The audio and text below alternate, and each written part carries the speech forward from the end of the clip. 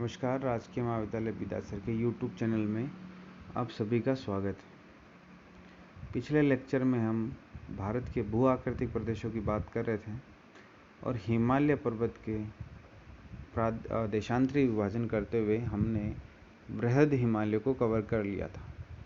इसके बाद हम आगे बढ़ते हुए बात करते हैं मध्य हिमालय या लघु हिमालय की।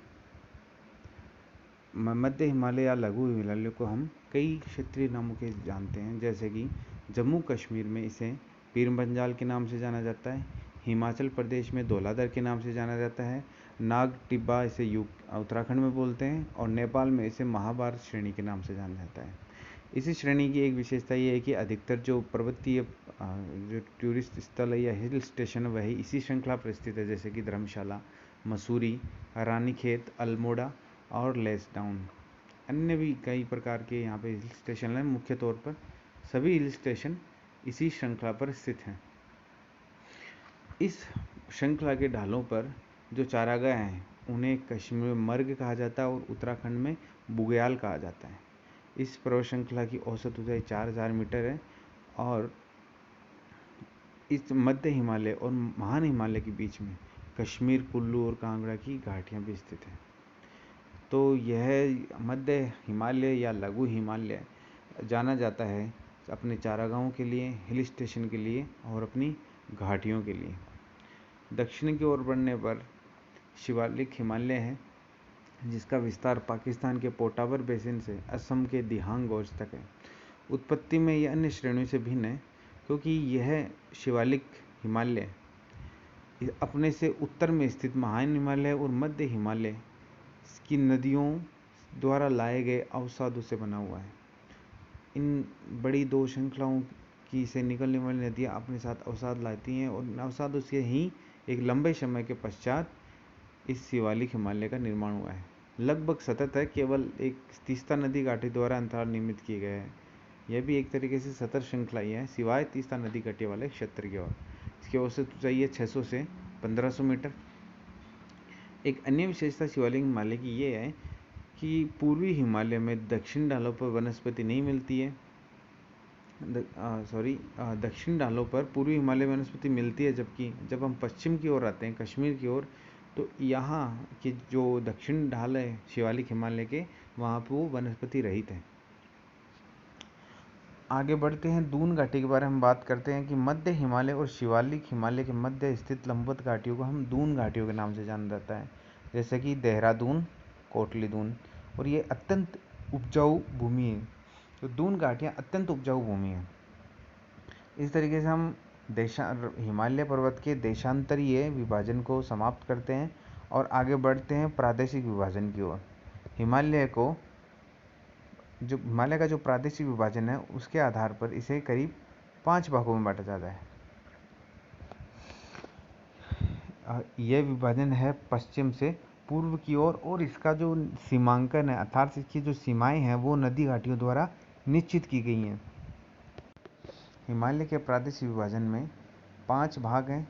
पहला कश्मीर या उत्तरी पश्चिम हिमालय, दूसरा हिमाचल और उत्तरांचल हिमालय, तीसरा दार्जिलिंग व सिक्किम हिमालय, चौथा अरुणाचल हिमालय और अंतिम और 5वां पूर्वी पहाड़ियाँ एवं पर्वत। तो सबसे जो पूर्वी हिस्सा है उसे हम जानते हैं सबसे जो पश्चिमी हिस्सा है उसे हम जानते हैं कश्मीर या उत्तर पश्चिमी हिमालय। इस हिमालय में या इस भाग में कई पर्वत श्रेणियाँ हैं, जैसे काराकोरम, लद्दाख, जांस्कर और पीर पंजाल। इसका पूर्वी भाग, इस कश्मीर या उत्तरी पश्चिमी हिमालय का पूर्वी भाग लद्दाख है, जो वृहत हिमालय और काराकोरम श्रेणी के मध्य स्थित है और वह एक ठंडा मरुस्थल है। तो लद्दाख और एक ठंडा मरुस्थल है जो वृहत हिमालय और काराकोरम श्रेणियों के मध्य स्थित है। कश्मीर की घाटी और डल झील, ये भी वृहत हिमालय और पीर पंजाल श्रेणियों के मध्य स्थित है। पीर पंजाल श्रेणी हम पिछले डिस्कशन से जानते हैं कि मध्य हिमालय में शामिल की जाती है। दक्षिणी एशिया की महत्वपूर्ण हिमालयी नदियाँ या ग्लेशियर बाल्टोरो और सियाचिन इसी कश्मीर हिमालय में स्थित है। इसके अलावा जो करेवा है वह भी यहाँ का फेमस है। करेवा एक स्थलाकृति है जिनका निर्माण हिमानी के निक्षेपण से हुआ और मुख्यतः चिक्का मिट्टी से बने हुए हैं। ये प्रसिद्ध है कृषि के लिए, यहाँ पर केसर और सेब की खेती की जाती है।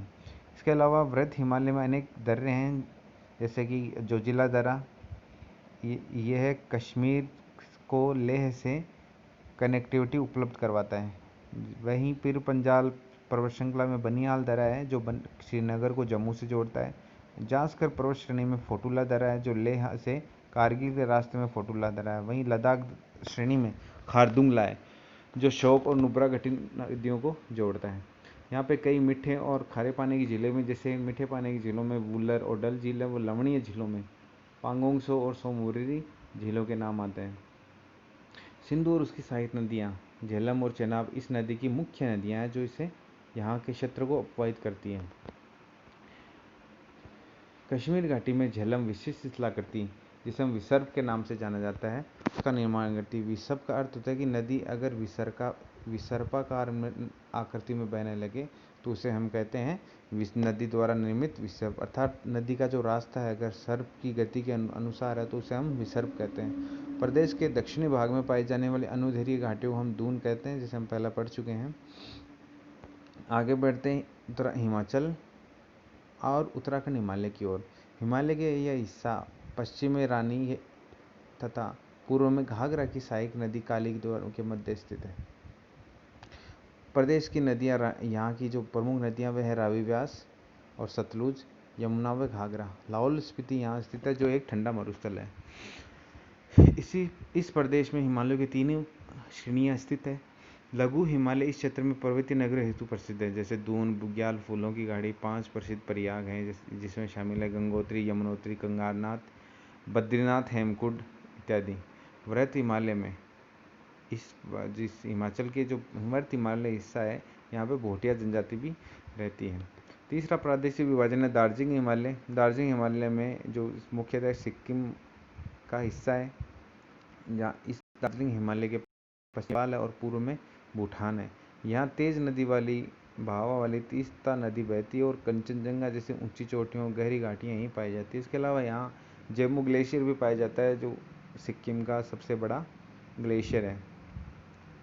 इन्हीं पर्वतों के उच्च भागों पर जो लेप्चा जनजाति पाई जाती है, यहाँ की प्राकृतिक दशाओं जैसे कि मध्यम ढाल है, उपजाऊ मृदा है और अत्यधिक वर्षा जो वर्ष भर रहती है और मंद शीत ऋतु का फायदा, ये कुछ जो प्राकृतिक दिशाओं के कारण यहाँ पे चाय के बागान लगाए थे। हम जानते हैं दार्जिलिंग की चाय काफ़ी फेमस हुई है। यहाँ की दुआर जो कलाकृतियाँ हैं इस कार्य में उपयोग की गई हैं, अर्थात यहाँ का जो दुआर क्षेत्र है वहाँ पर चाय की खेती की जाती है। अरुणाचल हिमालय पश्चिम में भूटान से लेकर पूर्व में डिफू दर्रे तक फैला है। यह पर्वत श्रेणियों की दिशा दक्षिण पश्चिम से उत्तर पूर्व की ओर है। यह पर्वत श्रेणियाँ उत्तर से दक्षिण दिशा में तेज बहती हुई और गहरे गॉर्ज वाले बनाने वाली नदियों द्वारा विच्छेदित होती हैं। पहाड़ियों का क्रम जो है, यहाँ पर जो छोटी पहाड़ियाँ पाई जाती हैं उनका क्रम है डाफला, मिरी, अबोर और मिशमी। यहाँ कई नदियाँ पाई जाती हैं, कई नदियाँ जो तेज बहाव वाली और गॉर्ज बनाती हैं, जिनमें कामेग, सुबानसिरी, दिहांग, देबांग और लोहित शामिल हैं। ये नदियाँ बारहमासी तो हैं ही, साथ साथ ये जलप्रपात बनाती है और जलप्रपात बनाने की वजह से इनकी विद्युत उत्पादन की क्षमता अत्यधिक है। यहाँ कई जनजातियाँ पाई जाती है, जैसे मोनपा है, डफला है, अबोर है, मिशमी, निशी और नागा है। ये जनजातियाँ जो है वो स्थानांतरित कृषि करती हैं और जैव विविधता से धनी क्षेत्र हैं। देखते हैं अंतिम प्रादेशिक विभाजन जो है पूर्व की पहाड़ियाँ। इस डायग्राम में आप देखेंगे कि उत्तर पूर्वी भारत के पूर्वोत्तर भाग का मैप है और जो सभी यहाँ पर जो मुख्य मुख्य पहाड़ियाँ हैं उनका नाम भी दिया गया है। ये रही जैसे अबला, डोर, मिशमी पहाड़ियाँ और गारो खासी जयंतिया, बेरेल रेंज, मिजो, लुसाई, मणिपुर, नागा और पटकाई। ये वह सभी श्रेणियाँ हैं जो पूर्वोत्तर भारत में पाई जाती हैं। पहाड़ियों की दिशा जो है वो उत्तर से दक्षिण है। यहाँ भिन्न स्थानीय नामों से भी जाना जाता है, जैसे पटकाई भूमा, नागा, मणिपुर, मिजो, लुसाई पहाड़ियाँ। यह निम्न पहाड़ियों का क्षेत्र है। यहाँ जनजातियाँ हैं वो मुख्य तौर पर झूमी कृषि करती हैं। बात करते हैं नदियों की, तो बराक नदी मणिपुर और मिजोरम में बहती है, यहाँ की प्रमुख नदी है। और नागालैंड में बहने वाली ज़्यादातर नदियाँ ब्रह्मपुत्र की सहायक नदी हैं। तो ब्रह्मपुत्र नदी है वह यहाँ से चाइना से प्रवेश करते हुए बांग्लादेश में गुजरती है। तो ब्रह्मपुत्र नदी का बहाव क्षेत्र ही है। तो यहाँ की जो ज़्यादातर नदियाँ जो हैं वो ब्रह्मपुत्र की सहायक नदियाँ हैं। मणिपुर घाटी के अंदर एक झील पाई जाती है जिसे हम लोकतक लेक जानते हैं, इसे मोलासिस बेसिन के नाम से भी जाना जाता है। तो लेक्चर के लिए सुनने के लिए आप सभी का शुक्रिया। अगले लेक्चर में बात करेंगे भारत के उत्तरी मैदानों की जो गंगा द्वारा नदी द्वारा निर्मित है।